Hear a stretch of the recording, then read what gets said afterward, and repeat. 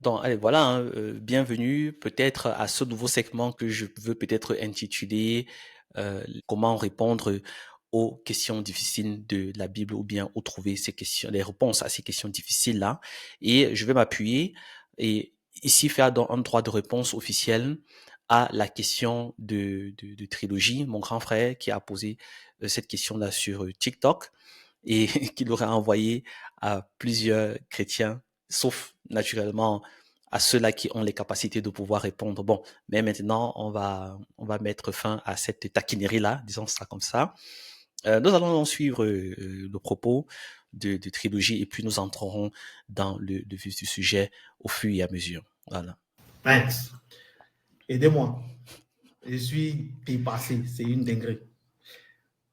On va regarder Luc 2, chapitre 2, en tout cas, Luc 2, verset 2 à 6. Donc, ça fait exactement peut-être 3 semaines. 3 que j'ai donné ce chapitre-là, avec ces versets-là, à 5, 10 chrétiens. Personne, ça fait 2 à 3 semaines. Personne ne m'a apporté la réponse. Personne. C'est. Qu'est-ce qui se passe avec? Répondez. Répondez. Donnez-moi la réponse. En tout cas, je vais vous dire ce que moi j'ai demandé à nos frères et sœurs chrétiens là. C'est la chose suivante. Dans Luc 2, du verset 1 à 6, il est écrit qu'il y a eu un recensement. OK? Il y a eu un édit de César Auguste qui a donné le recensement sur la terre. Ce premier recensement a eu lieu pendant que Quirinius était gouverneur de Syrie. Ça, c'est ce qui est écrit dans Luc. Donc tout le monde allait s'inscrire. Et à cette époque, donc ça c'est le chapitre 6, pendant qu'ils étaient là, le temps où Marie devait accoucher arriva. Donc quand on s'inscrivait, donc quand Joseph inscrit Marie, sa fiancée, elle est enceinte.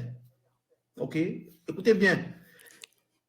Édith de César Auguste, Quirinius est gouverneur de Syrie, et Marie est enceinte. La question est la suivante. Selon les sources historiques de plusieurs chercheurs, en l'occurrence l'historien Joseph, c'est un Romain. Joseph est juif, un contemporain juif donc du 1er siècle. Voilà, il n'est pas romain.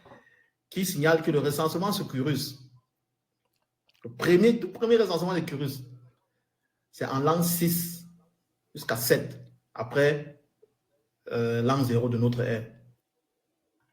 Voilà, donc, deuxième rectification, le texte ne dit pas que c'était le premier recensement de Quirinius, mais le texte dit c'était le premier recensement pendant que Quirinius était gouverneur de Syrie.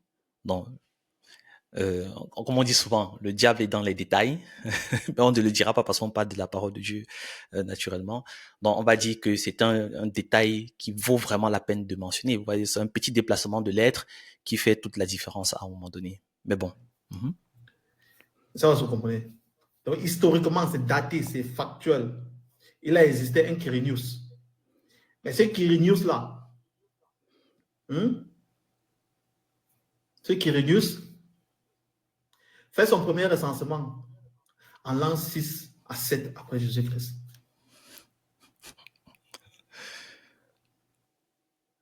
Ok, donc on va continuer de suivre parce qu'il va encore repréciser sa question. Mais là, je pense que nous pouvons tous constater, je pense que Trilogie, tu constates, parce que si tu regardes encore très bien Luc 2, je vais afficher le texte par après, tu verras qu'il ne s'agit pas, Luc ne dit pas que c'était le premier recensement de Quirinius, n'est-ce pas? Puisque ce n'est pas Quirinius qui ordonne le recensement, ce n'est pas le sien. Mais il est dit que c'est le premier recensement dans la zone où il est gouverneur, ou bien peut être même plus précis, c'est le premier recensement là où Joseph se rend pour être recensé, lui et sa famille. Voilà, donc c'est très important. Bon, pour ceux qui n'ont pas compris, je repose ma question. Dans Luc 2, chapitre 2, non, disons chapitre 2, on parle du premier recensement de Quirinius. Et le premier recensement de Quirinius a lieu quand Marie est enceinte. Donc, Oui. temporellement, Marie enceinte, Quirinius fait son premier recensement. Temporellement, Marie est enceinte quand Quirinius est gouverneur de Syrie lors du premier recensement ordonné par le César dans cette zone-là. Voilà. Sauf que les preuves scientifiques et des historiens, plusieurs historiens, je choisis un, l'historien Joseph, contemporain de cette époque-là, disent que le premier recensement de Quirinius a eu lieu, c'est dans le calendrier, 6 à 7 après Jésus-Christ, après la naissance de Jésus-Christ.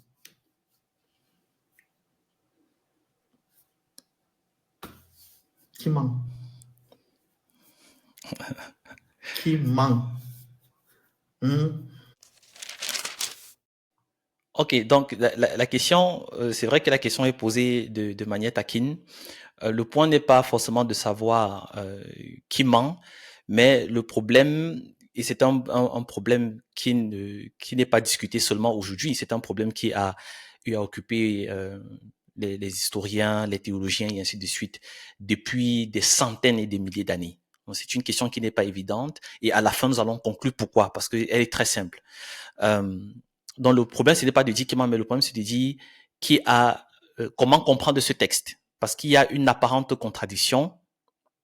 Et l'apparente contradiction, c'est de dire que Luc affirme, ou du moins il dit que Jésus vient au monde lorsque Quirinius est gouverneur de Syrie, et que selon Flavius Joseph, donc contemporain du 1er siècle, qui ne nie pas l'existence de Jésus. D'ailleurs, hein, Trilogie a peut-être mentionné, a peut-être oublié de mentionner ça, parce que moi j'ai le document, n'est-ce pas? J'espère que vous pouvez le voir. Là, donc moi j'ai le Flavius Joseph Jüdische Altentümer, n'est-ce pas? Donc j'ai le document là devant moi et il est mentionné. Je fais juste la référence, sinon je peux aussi lire à un moment donné à la page 878 que Jésus a bel et bien existé à l'époque de Julius César. Non, pas à l'époque de Ponce Pilate. Donc, Flavius Joseph le dit très clairement. Donc, il ne nie pas l'existence de Jésus. Donc, la question pour la poser peut-être de manière plus simple et moins taquine, donc, la question de Trilogie, c'est de savoir, est-ce que Luc s'est trompé? Parce que Flavius Joseph apporte un détail historique qui est confirmé, on peut tous le confirmer, moi aussi je le confirme, que Quirinius était gouverneur de Syrie à partir de l'an 4 de notre, on va dire notre après Jésus-Christ. Donc, si Jésus est né avant, c'est-à-dire avant l'an 4, n'est-ce pas? Si Jésus est né avant l'an 4, alors Luc et Flavius Joseph se contredisent. S'il y a contradiction, alors il faudra bien déterminer qui dit la vérité. Donc, c'est ça la question. Alors, si, là, je vais dans le sens de Trilogie, si c'est Flavius Joseph qui dit la vérité parce que les faits sont là, les dates sont plus ou moins claires, et ça, ce n'est pas difficile à démontrer parce que avec l'archéologie, on parvient quand même à remonter jusqu'à certaines informations de qui a régné pendant quelle période, surtout quand il s'agit de gouverneurs, en fait, des gens puissants. Il y avait des pièces sur lesquelles on mentionnait leur période de règne ou bien leur visage, et ainsi de suite, et ainsi de suite. Donc là, au moins, c'est clair. Alors, si ce n'est pas Flavius Joseph qui ne ment pas, alors ça veut dire que, de facto, Luc ment. Donc ça, c'est mathématique. Et alors, si Luc ment, alors la parole de Dieu, la Bible, il y en a plusieurs derrière moi, alors la Bible est invalidée. Alors le récit historique est faussé. Et si le récit historique, on va dire le récit biblique, est faussé, alors la Bible n'est plus digne d'être crue à partir de ce moment-là. Donc, elle perd en crédibilité. Donc, ça, c'est ce que Trilogie a envie de vouloir démontrer. Et ça, c'est aussi ce qui peut gêner certains chrétiens de faire face à ce genre de questions, n'est-ce pas? Mais quand on est versé dans les Écritures, Bon, vous me connaissez un peu dans ce sens.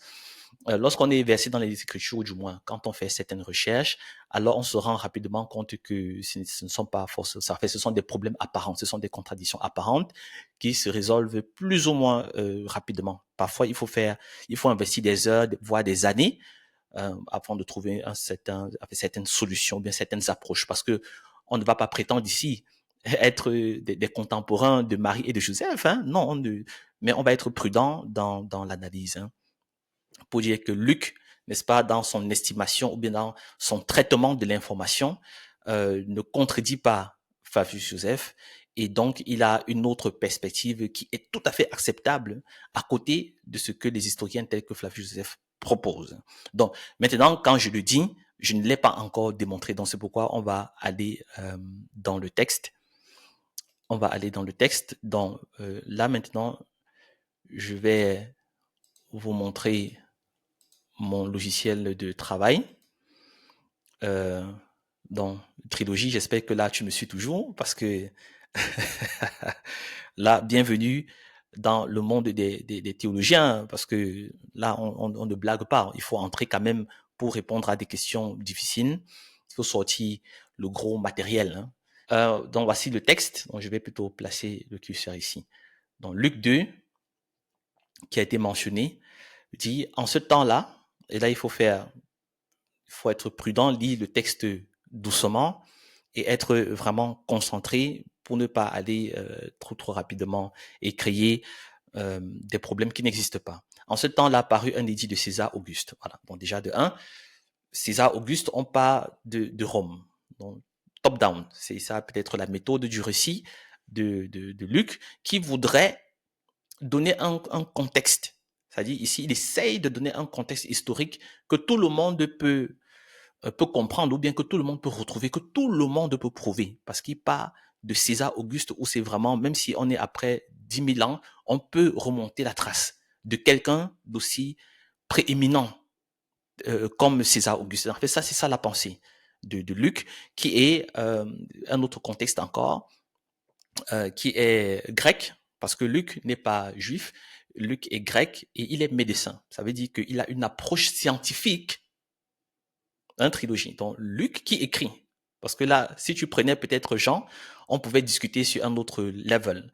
Mais là, tu as pris le texte d'un scientifique aussi. Donc Luc qui est scientifique, médecin de formation, travaille sur, il fait un rapport, comme une sorte de biographie de la vie de Jésus, et il le fait de manière scientifique, il essaie de donner des détails que tout le monde peut retrouver, pour que ce soit tangible, que ce soit pour les Juifs et aussi pour les non-Juifs, c'est-à-dire pour tous les autres gens qui sont étrangers, on va dire ça comme ça, à la culture juive ou bien au judaïsme. En ce temps-là, parut un édit de César Auguste ordonnant un recensement de toute la terre.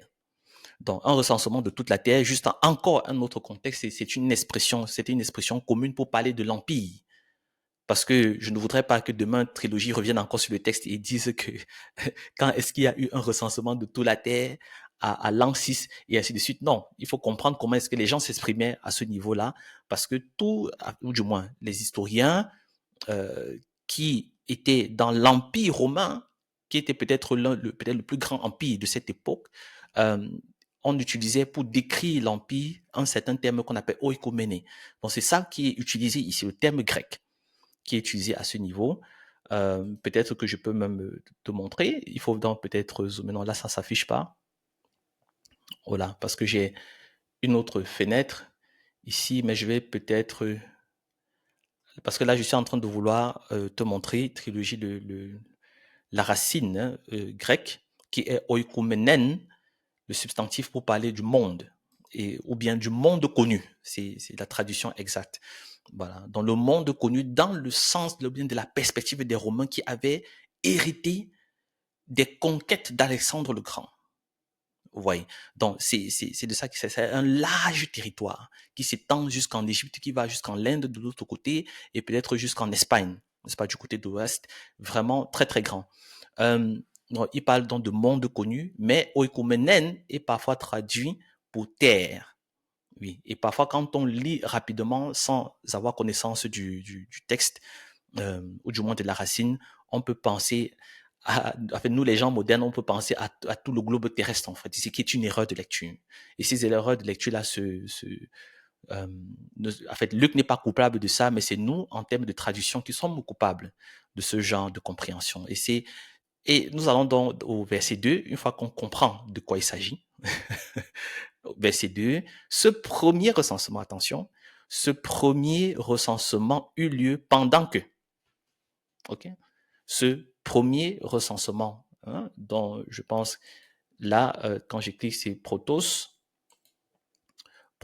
apographé, ce premier recensement eut lieu pendant que Quirinius était gouverneur de Syrie. Voilà. Donc, c'est ça le propos. Et je pense que ce qui va se passer maintenant à ce niveau, c'est de se dire, Quirinius, c'est qui? Et Quirinius, il fait quoi? Bon, en ce qui concerne le personnage, je pense qu'on n'a plus besoin de s'étendre là-dessus. Trilogie, on peut être d'accord on est d'accord, hein, que Quirinius a existé. Luc le mentionne, mais il ne cherche pas à prouver qui est Quirinius, parce que ce n'est pas son travail. Son travail, c'est de montrer que Jésus a existé historiquement et de placer tous les événements qui ont trait à sa vie, ou bien qui se retrouvent dans sa biographie, qui font partie de sa biographie, sont situés dans l'histoire. Donc maintenant, les historiens, oui, qui ne sont pas intéressés peut-être par la biographie de Jésus, mais dont les historiens, eux, ils travaillent sur ce genre de personnages. Il y en a plusieurs, comme tu as effectivement mentionné. Donc, on est d'accord là-dessus. On ne va pas revenir sur Quirinius, même si si ça t'intéresse, je pourrais toujours te montrer parce que là j'ai la référence de Quirinius. Attends, je pense que je pourrais peut-être te montrer ça là quelque part. Donc, il faut rester avec moi parce que là maintenant, on est dans un travail de recherche sérieux, hein, trilogie. Même si ce n'est pas entertaining, mais c'est un travail sérieux. Voilà, donc je dois retrouver toutes mes fenêtres que j'ai ouvertes pour faire ma recherche, du moins essayer de te proposer une réponse. De toute façon, j'ai la référence, hein, en ce qui concerne Quirinius, parce que tu as parlé de Flavius Joseph, mais tu n'as pas mentionné à quel niveau. Dans ça, dans le livre que j'ai présenté, n'est-ce pas, Flavius Joseph parle de Quirinius au 18e livre. Donc c'est ça qu'on peut aussi appeler comme une sorte de Bible parce que ça contient plusieurs livres, n'est-ce pas? Donc au 18e livre, au premier chapitre du 18e livre, on parle de Quirinius. Oui, donc j'étais pas dans la lecture, si tu veux.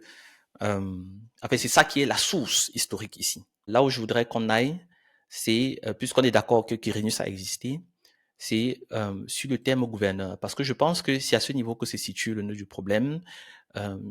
Une fois qu'on comprend ce que ça veut dire et à quel moment est-ce que, en fait, la datation, qu'est-ce qui se passe quand, alors les choses vont s'améliorer dans la compréhension.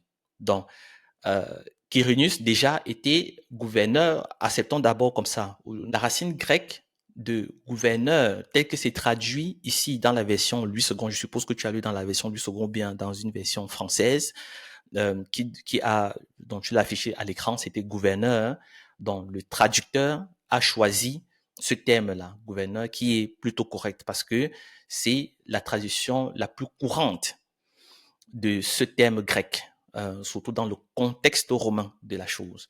Voilà. Donc, le texte,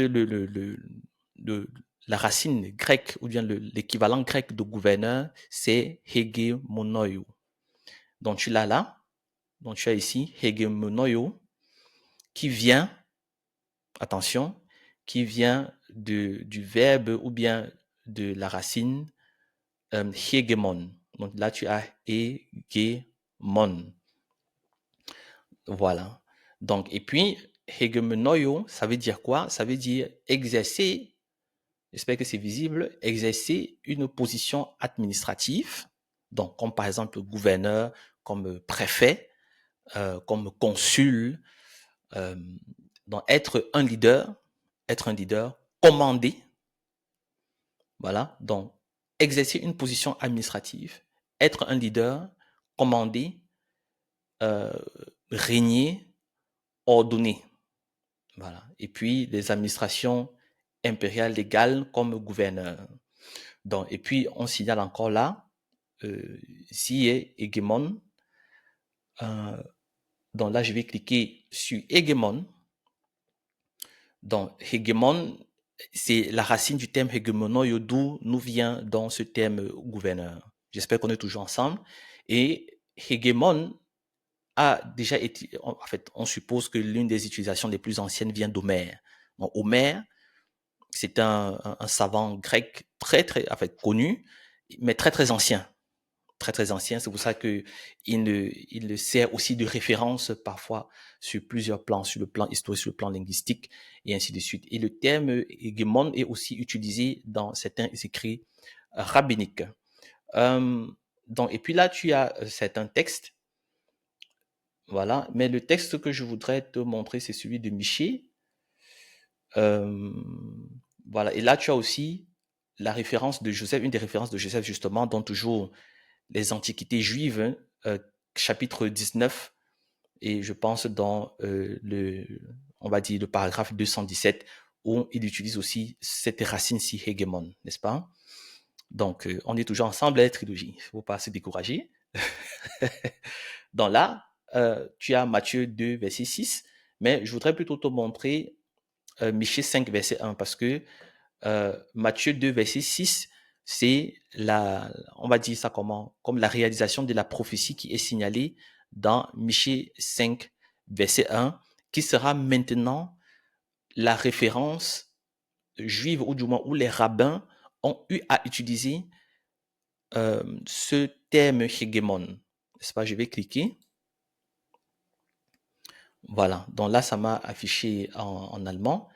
Bon, parce que l'allemand ici, c'est la Bible de référence que j'ai programmée. Mais là, je vais te choisir Bible second. Voilà.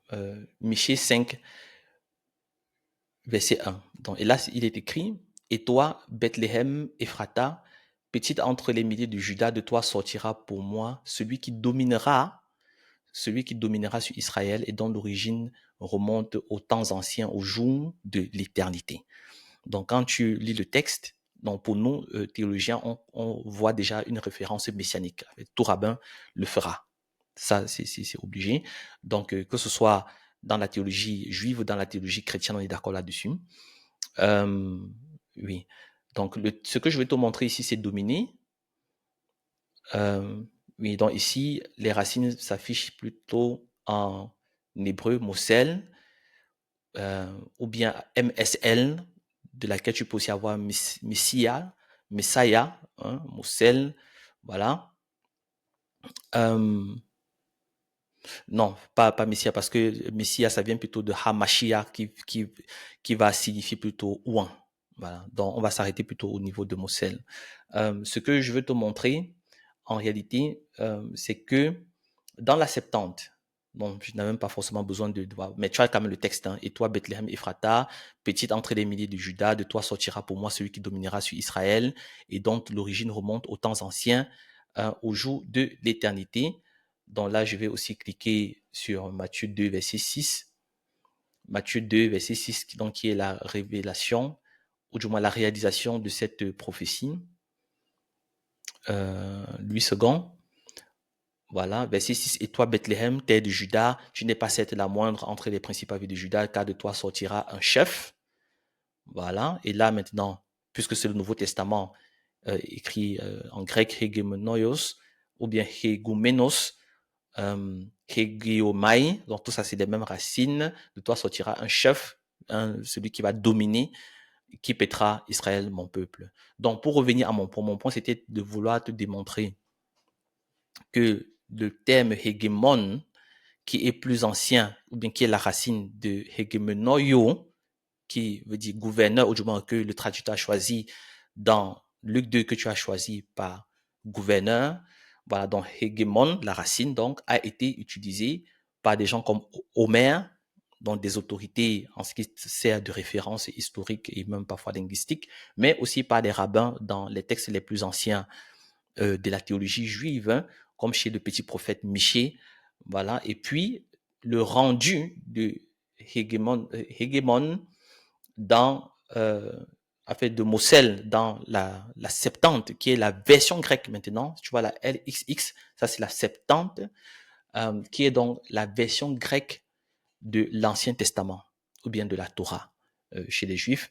Donc eux, ils ont traduit, ceux qui ont écrit, c'est des rabbins juifs, hein, qui ont traduit le plus ancien, ou du moins ce qu'on suppose comme l'un des plus anciens originaux de l'Ancien Testament en hébreu. Ils l'ont traduit de l'hébreu au grec. Et ils l'ont fait en Égypte, en Alexandrie, à l'époque. 70 ou bien 72 rabbins juifs dépendant des sources historiques. Et eux, donc, au niveau de Michée 5, verset 1, ils ont choisi de traduire Moselle par Hégémon. Donc, Hégémon, qui veut dire maintenant, j'espère qu'on est toujours ensemble, celui qui règne, one who rules in a preeminent position, celui qui règne dans une position prééminente. Donc, celui qui règne, ce n'est pas obligé forcément d'être un gouverneur, ça peut être un préfet, ça peut être un général, ça peut être ceci, ça peut être cela. Donc, un régent, ruler, chieftain, n'est-ce pas? Among the rulers of Judah, et ainsi de suite, et ainsi de suite. Voilà. Et puis, tu as encore d'autres références. Ici, tu as une autre utilisation, parce que là, il y a différentes utilisations. Là où tu vois le 1, le 2 encadré, c'est les différentes utilisations courantes. L'autre utilisation courante, c'est Head Imperial Provincial Administrator, comme le gouverneur maintenant, comme le consul. Voilà, Governor in the Provinces. Donc, j'espère qu'on est toujours ensemble. Parce que maintenant, ce qui va se passer pour décanter la situation que tu as posée, c'est de dire, qu'en est-il vraiment de Quirinus? Quirinus était gouverneur, donc on va dire, il était hégémon, bon, on va arrêter, ou bien hégémonoio, disons hégémon, on va prendre un terme simple, il était hégémon de Syrie, et quelqu'un peut traduire ça comme gouverneur, comme on a vu, c'est une option. Une autre option, ça peut dire, il était simplement un régent, quelqu'un qui a régné sur la Syrie. Pendant une période bien précise. Et cette période-là, Flavius Joseph nous aide. Et ce n'est pas le propos de Luc, retiens bien avec moi, ce n'est pas le propos de Luc d'être dans la précision historique. Son propos, c'est de récapituler la vie de Jésus et essayer de donner des repères historiques pour que chacun puisse se retrouver, historiquement parlant, pour prouver que ce qu'on raconte au sujet de Jésus est vrai. Bon. Donc, ce n'est pas son propos d'être dans un travail historique et tout, mais il va se faire aider par des historiens comme Flavius Joseph, de manière indirecte. Donc, Flavius Joseph, effectivement, a eu à travailler à ce moment-là en Syrie, lorsqu'il était gouverneur de Syrie, consul, parce que même Flavius Joseph utilise le terme de consul, donc c'est correct de dire hégémon, c'est dans ce cas-ci gouverneur ou bien consul, donc aux alentours de l'an, je cherche ma référence ici, aux alentours de l'an 4 après Jésus. Donc, maintenant, lorsque c'est comme ça, comment est-ce qu'on fait pour résoudre la situation? Parce que si à ce moment Marie est enceinte, ça veut dire que Jésus naît après la datation. Jésus naît après la datation. Or, il faut que Jésus naisse avant la datation. Parce que lorsqu'on dit l'an 0, qui n'existe pas d'ailleurs, ou disons l'an 1, lorsqu'on dit l'an 1, qui était une manière de faire les dates ultérieures, qui est venue vraiment, c'était une manière de former la date vraiment bien après l'histoire, ou du moins bien après que tous ces événements soient passés, je peux même dire peut-être des centaines d'années après. Il faut comprendre que c'était une datation, une sorte de compter le temps de manière rétrospective, ce qui peut donc comporter plusieurs erreurs. Et effectivement, il y a eu plusieurs erreurs à ce niveau-là. Donc, mais si nous disons, effectivement, c'est-à-dire que si nous donnons on met des mots dans la bouche de Luc que lui-même n'a pas voulu dire, en disant que Jésus est né donc dans cette période-ci, c'est-à-dire lorsque Quirinus est gouverneur, c'est-à-dire en l'an 6, ça veut dire que forcément, soit la datation est fausse, et encore plus fausse, soit Jésus n'est effectivement pas né en ces périodes parce que c'est trop tardif. Il faut que Jésus soit né avant. Donc, à ce moment-là, comment faire pour résoudre ce problème? Puisque Luc n'est pas dans la précision, une fois je le rappelle très bien, je vais insister là-dessus, Luc n'est pas dans la précision, mais il veut juste donner des indications pour prouver son point et se concentrer, n'est-ce pas, sur les archives ou bien rapporter les événements cruciaux de la vie de Jésus. Ce qui va se passer maintenant, c'est est-ce qu'on a mal traduit, d'une part, le terme gouverneur, ou bien est-ce qu'on a omis de trouver un terme qui passe à ce niveau, ce qui est certainement pas le cas, ou bien est-ce que Quirinus était un hégémon à un moment donné ou à un autre en Syrie lorsque Jésus vient au monde ou bien lorsque Marie est enceinte? Je ne sais pas si on se comprend. Je répète ma question. Parce que ma question va ouvrir une autre perspective. Ayant précisé que le texte ne dit pas que ce premier recensement était le recensement de Quirinus. Non, c'était le recensement de César Auguste. Le recensement que Quirinus va faire à un moment donné, que je pense que je vais même lire le texte finalement, que Flavius Joseph indique, ce n'est pas le recensement de César Auguste. Hein? En ce temps-là, paru un édit de César Auguste ordonnant un recensement de toute la terre. Le recensement que Quirinus va faire en tant que gouverneur de Syrie, en tant que consul, tel qu'on va prendre maintenant le terme hégémon, administrateur civil, ce recensement-là n'est pas ordonné par César Auguste. Ce recensement-là est ordonné par Archelaus. Voilà. Donc, si je l'affirme, je dois le prouver. C'est pour ça que, effectivement, je voulais lire le texte. Donc, le texte, il se trouve là. OK? Donc, ça, ce sera à la page 871, si jamais tu as le livre Les Antiquités juives. Donc, je vais lire au paragraphe 1, aussi en allemand. Erstes Kapitel, Sendung des Quirinius. On va lire ça comme ça. Donc, Quirinius, also, einer von den römischen Senatoren, der übrigens alle öffentlichen Ämter bereits bekleidet hatte, okay, sehr schön, und wegen seiner ehrenvollen Stellung großen Einfluss besaß, kam auf Geheiß des Cäsars mit wenigen Begleitern nach Syrien, teils um Gerichtssitzungen abzuhalten, teils um die Vermögensschätzung vorzunehmen. Vermögensschätzung, ou bien die Schätzung. Donc, si je t'ouvre les versions Schlachter, par exemple, de la Bible ici, tu verras qu'au lieu de recensement, on écrit plutôt Schätzung. Donc, en grec, on va donc dire Apographe, n'est-ce pas? Vermögensschätzung vorzunehmen. Zugleich mit ihm wurde Coponius, ein Mann ritterlichen Standes, zur Wahrnehmung der höchsten Gewalt in Judäa abgeschickt. Bald fand sich nun Quirinius auch in Judäa ein, das mit Syrien verbunden war, um hier ebenfalls das Vermögen zu schätzen und die Güter des Archelaus zu verkaufen. Die Güter des Archelaus zu verkaufen. Voilà, donc je vais rectifier quelque chose. Donc tout à l'heure, j'ai dit que c'est Archelaus qui a ordonné le recensement lorsque Quirinus est gouverneur de Syrie, donc ce qui n'est pas correct. Ce que je voulais dire par là, c'est que lorsque Quirinus arrive en Judée pour faire le recensement, maintenant on va aussi entrer un peu dans le contexte de ce que le recensement est. N'est-ce pas? Ça, c'est aussi très important parce qu'on peut parler recensement, on ne sait pas en fait ce que ça signifie. Mais là, si tu es toujours avec moi, Trilogie, je te donnerai donc des informations à ce niveau. Donc, l'erreur que j'ai donc faite, c'est que j'ai confondu le César qui est romain à Archelaus qui est juif. Mais là, maintenant, Archelaus qui est en fait le fils de Hérode le Grand. Donc, c'est-à-dire la famille juive qui régnait, la dynastie juive qui régnait sur la Judée à cette époque-là où les Romains occupaient la Judée, en quelque sorte, on va dire ça comme ça. Ou bien où la Judée était vassale de l'Empire romain. Donc, lorsque Quirinus arrive en l'an 4 ou 6 par là, comme on a dit, à ce moment, ce n'est plus Hérode le Grand qui règne sur la Judée, mais c'est plutôt son fils Archelaus. Bon, tu me diras, ok, en quoi est-ce que ça m'intéresse? Ça, c'est un détail extrêmement important. Pourquoi? Parce que tu auras Matthieu qui va entrer en jeu en ce qui concerne la naissance de Jésus, parce que tu as Luc qui parle de la grossesse de Marie. Maintenant, il y a ce détail que voilà, il y a ce détail que Matthieu va apporter. J'espère que tu vois le texte ici. Ça, c'est Matthieu 2, chapitre 2, verset 1.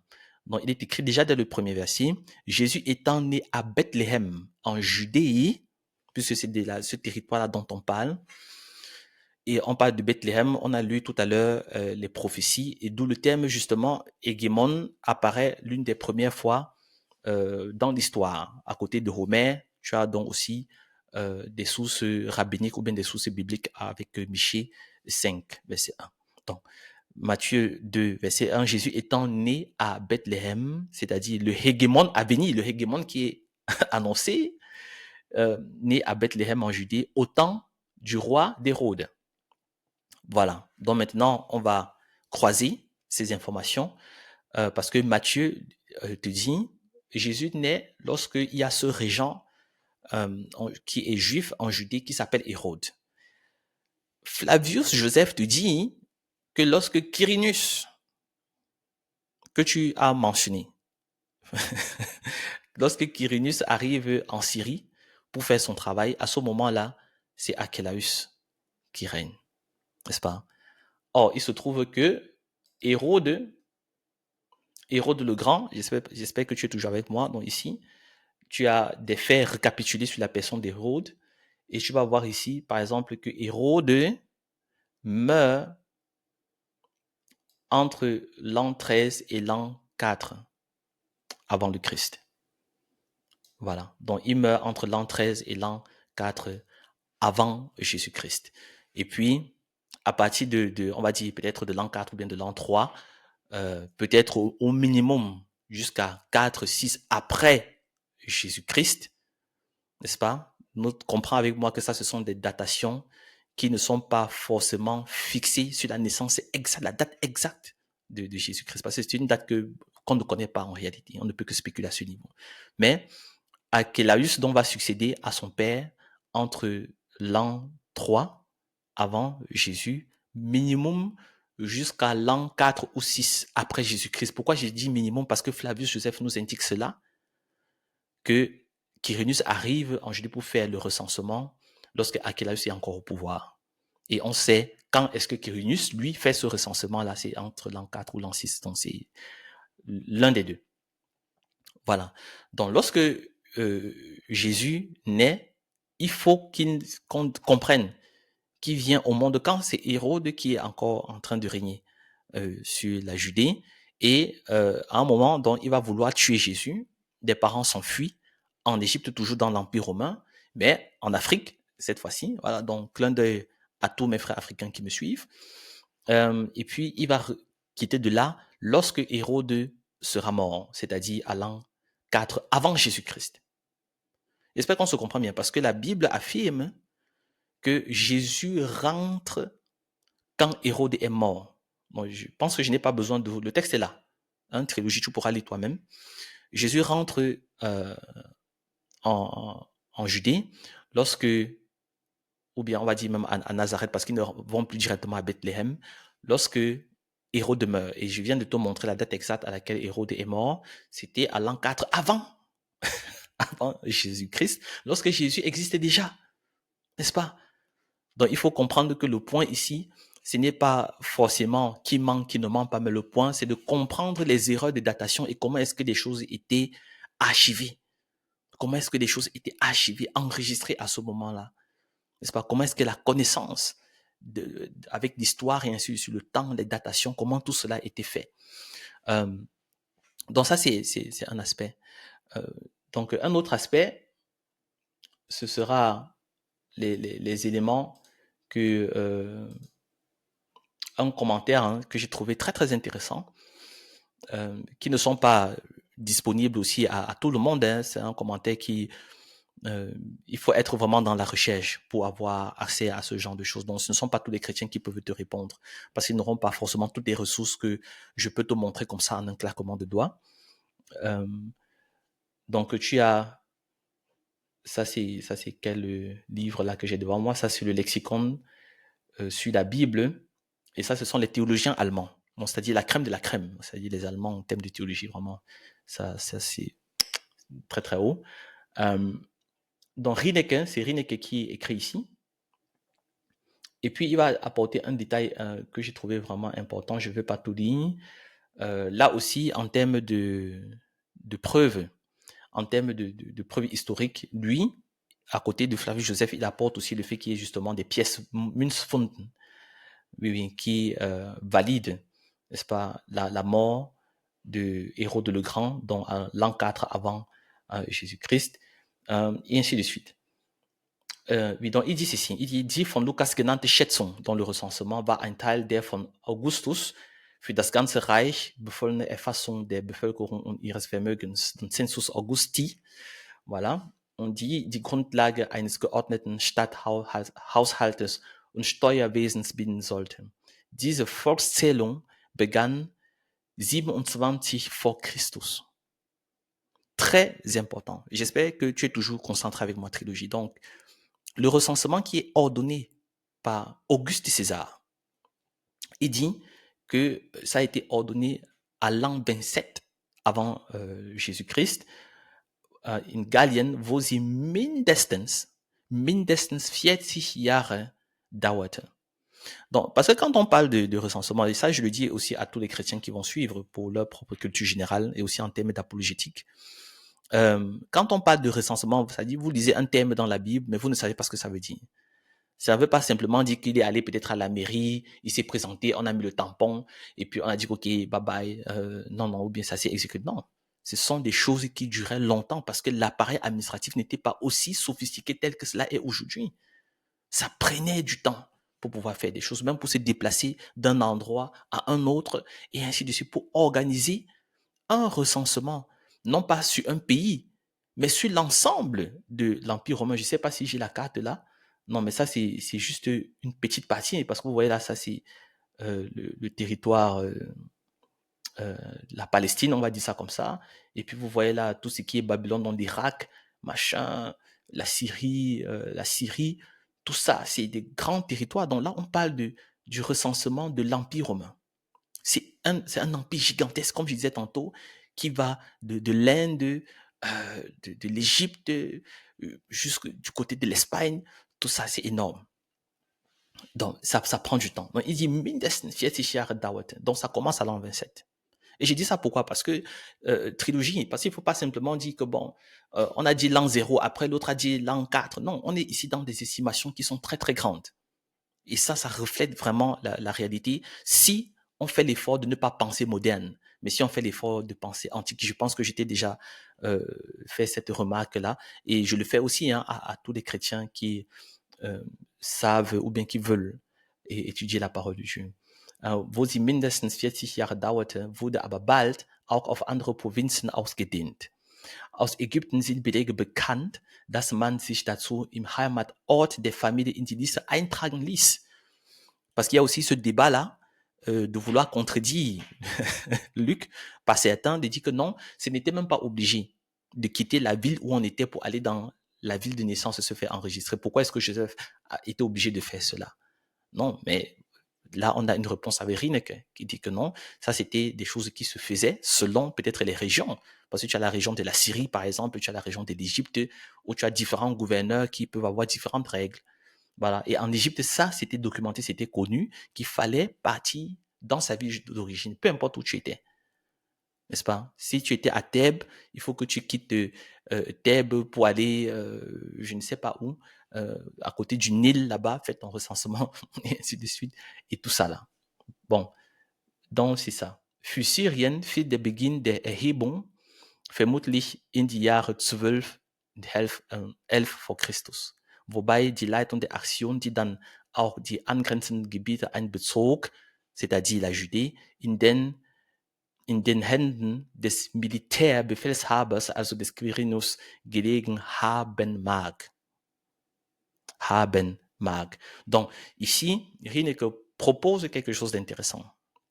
Il fait cette hypothèse que lui, en Syrie, les recensements ont donc commencé à partir de l'an 12 ou 11 avant Jésus-Christ.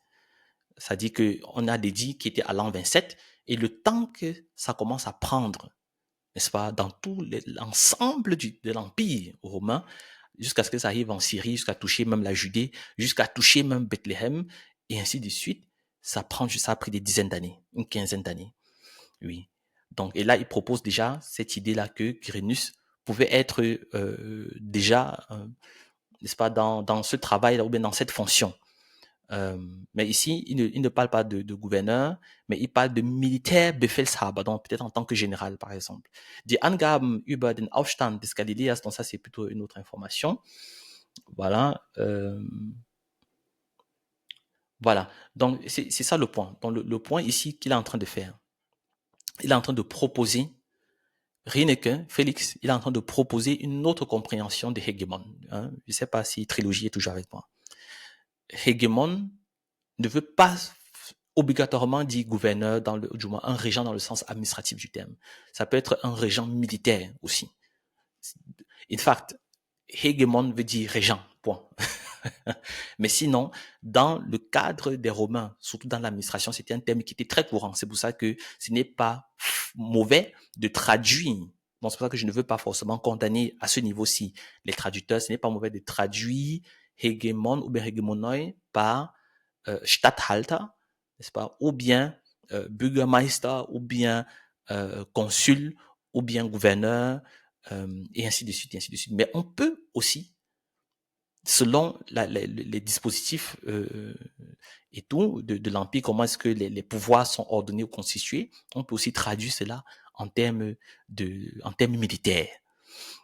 Donc, il y a une supposition ici qu'avant que Quirinus ne soit gouverneur dans le sens administratif du terme, qui soit donc annoncé ou bien affecté à ce poste-là en Syrie, qu'il soit déjà aussi comme un régent militaire Befehlshaber dans la même région, n'est-ce pas?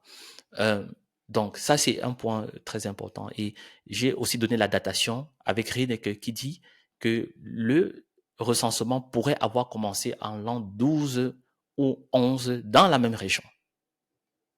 Dans la même région. Voilà. Donc maintenant, il faut croiser l'information. Si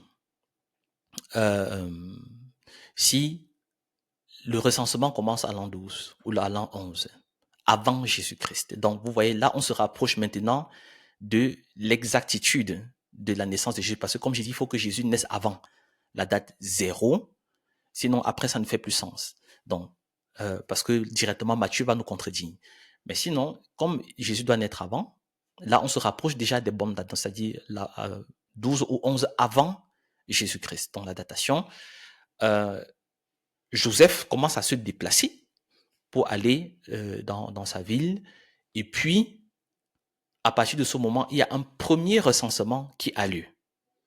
Et lors de ce premier recensement-là, je pars toujours dans le sens de Luc, sans contredire Flavius Joseph, donc lors de ce premier recensement, Quirinius était hégémon de Syrie. Maintenant, après, comment est-ce qu'on comprend hégémon? C'est là où il y a une liberté de traduction. Et cette liberté de traduction peut aussi, en fait, parce que c'est pas fixé, le terme n'est pas fixé. Et parce que le terme n'est pas fixé, ça peut conduire à une liberté de traduction, comme ça peut aussi conduire à une contradiction apparente. Une trilogie, je ne sais pas si on est ensemble, il faut rester concentré à ce niveau. C'est vrai, on est déjà à quoi? 50 minutes de réflexion.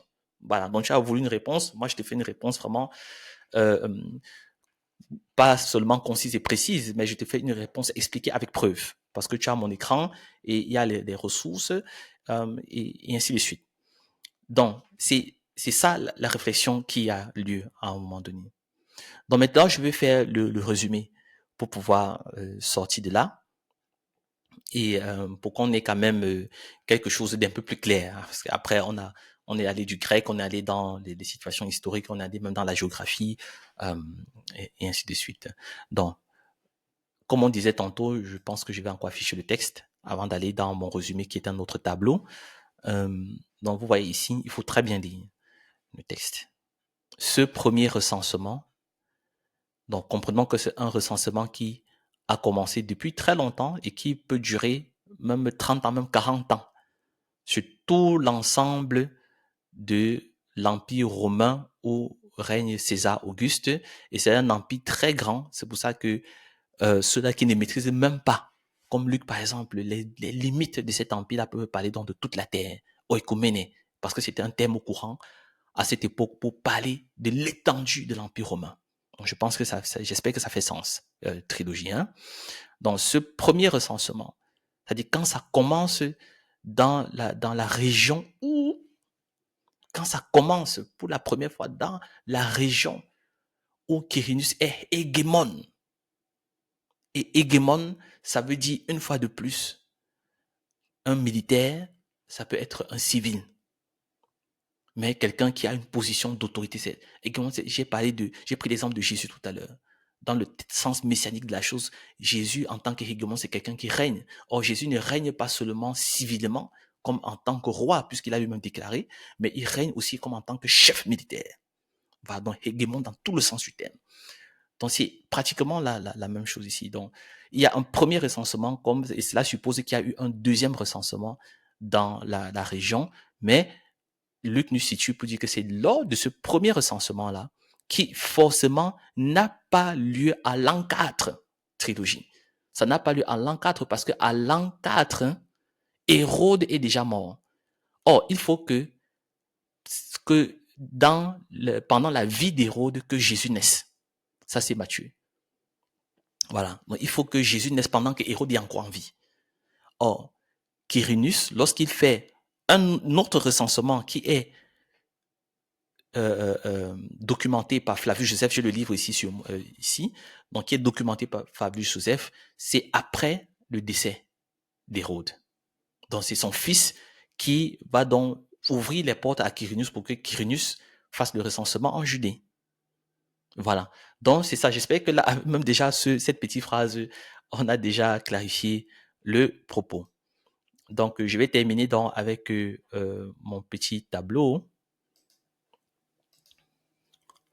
Voilà. Donc, je pense que c'est écrit très petit parce que j'ai voulu faire ça de manière compacte maintenant, résumer mon propos pour sortir vraiment de cette contradiction apparente. Euh, donc, voilà. Donc, j'ai plusieurs paramètres ici. Il y a certains qui ne vont pas trop nous aider. Donc, c'était juste certains détails pour moi personnellement. Mais j'ai ce tableau comparatif avec Rineke, et puis certaines réflexions que moi-même j'ai inclus dans ce qu'il propose, Flavius Joseph, trilogie que tu as citée, et ainsi que Luc, qui est la base parce que il y a, on va dire, cette tentative de mettre à l'épreuve la Bible. Sauf que, une fois de plus, la Bible n'a jamais été vaincue à ce niveau. Il y a des gens depuis des millénaires qui ont toujours essayé de contredire la Bible, mais ils ont tous échoué. Voilà. Donc, le rôle de Quirinus, ça c'est le premier paramètre.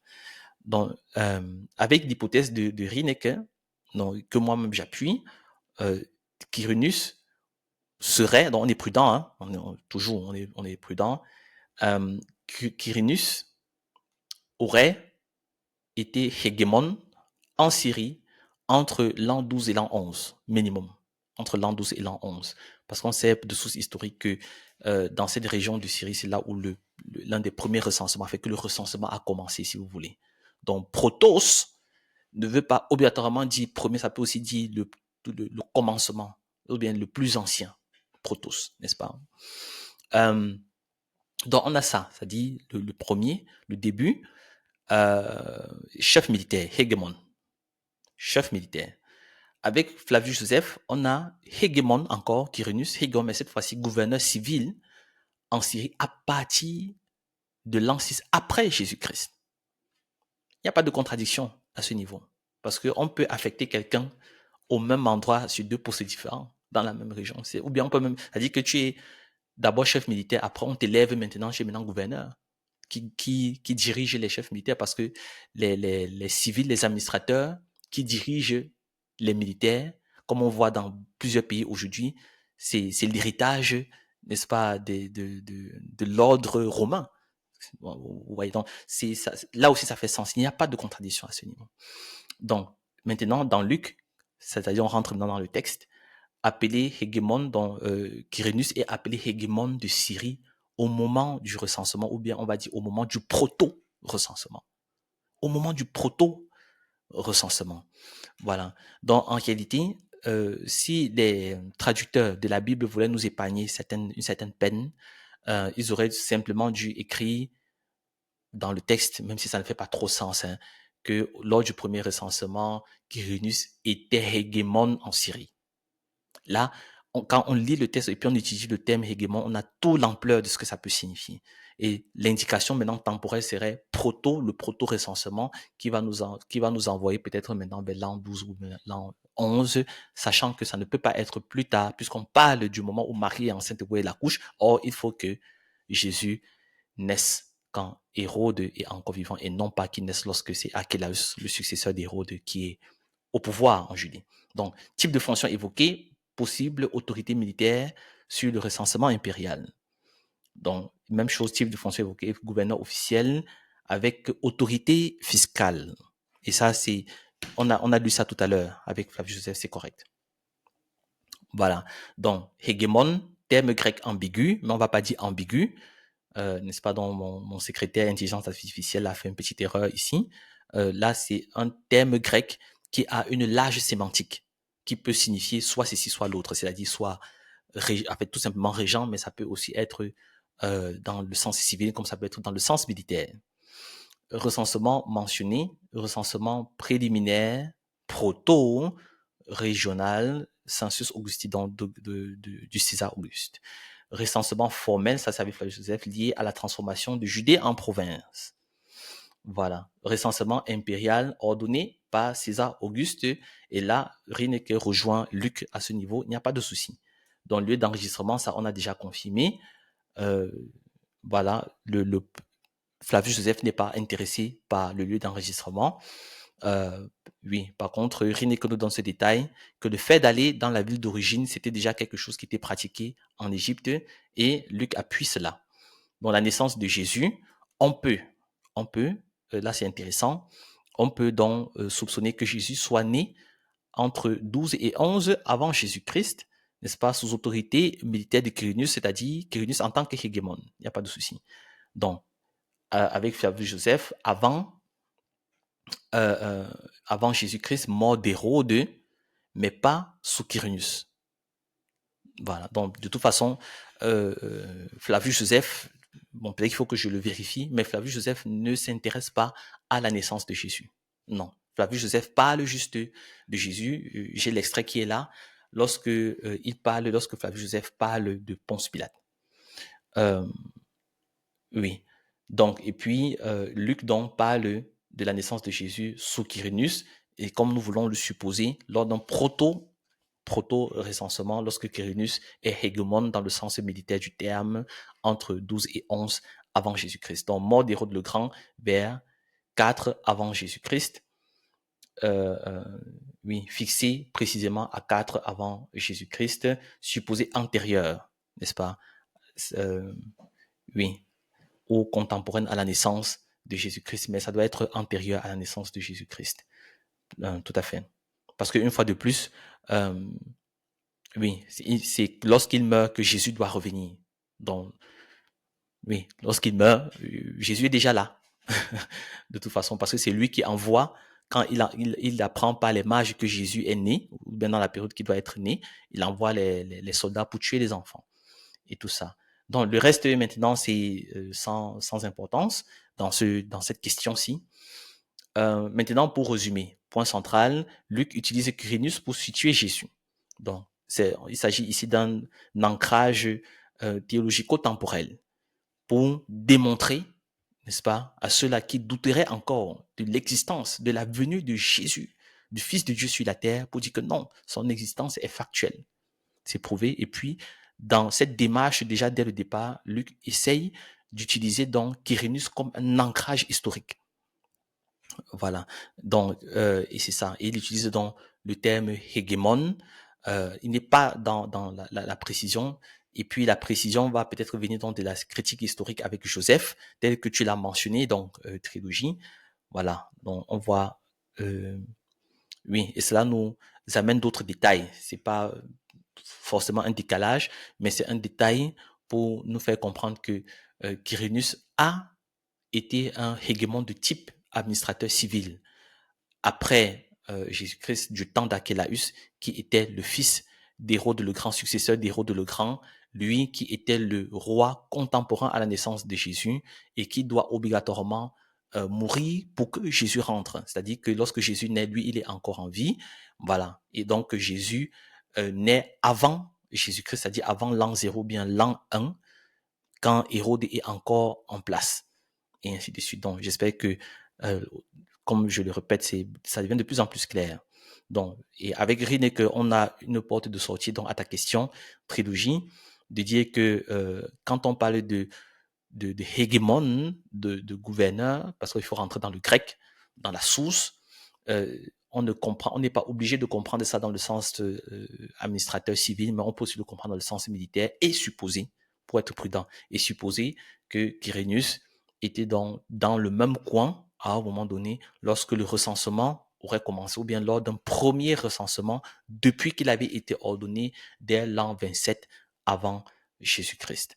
Donc, c'est un peu ça. Il n'est pas question, en termes de conclusion, de dire que c'est Luc qui a menti. Parce que Luc n'est pas en concurrence avec Flavius Joseph. Non, ils ne sont pas dans le même registre. C'est-à-dire qu'autant que Luc n'est pas concerné par l'historicité de l'Empire romain en Judée, ce qui est la spécialité de Flavius Joseph, autant Flavius Joseph n'est pas concerné en ce qui concerne la biographie de Jésus, sinon ça se saurait. Sinon, il aurait été peut-être un évangéliste, ce n'est pas son domaine, n'est-ce pas? Mais Flavius Joseph est une ressource importante parce qu'il examine dans une grosse bibliothèque, une sorte de Bible, n'est-ce pas?